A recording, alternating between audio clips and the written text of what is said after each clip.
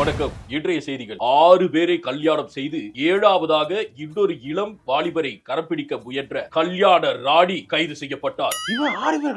6 பேரை வெவ்வேறு ஊர்களில் திருமணம் செய்த இந்த கல்யாண ராணி 7வதாக ஒரு நபரை திருமணம் செய்யும் பொழுது அவருக்கு வைக்கப்பட்ட பிளெக்ஸ் பேனரை வைத்து முதல் கணவர் கொடுத்த புகாரின் அடிப்படையில் கைது செய்யப்பட்டுள்ளார். இவருக்காக வாதாட வந்த வக்கீல் இவருடைய 2வது கணவர் என்பது குறிப்பிடத்தக்கது. என்ன கர்மந்தரண்டா என்ன இது?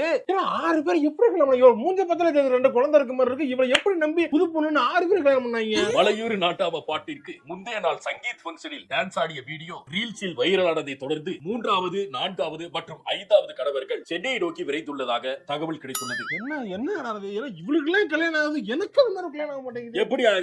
எப்படி ஆக 30 வயசுக்கு முன்னாடி வரைக்கும் எப்ப நான் கல்யாணம் பண்ணிடலாமான்னு கேட்டேன். கொஞ்ச நாள் கல்யாணம் இன்ட்ரெஸ்ட் இல்லன்னு சொல்ல வேண்டியது. அப்புறம் 30 வயசுக்கு அப்புறம் பொம்பளை கிடைச்சாலே போதும்னு கல்யாணம் பண்ணா இப்படித்தான் ஆகும். நீ 8வதா போயிருப்ப, இந்த சைடு வரல அந்த பிள்ளை.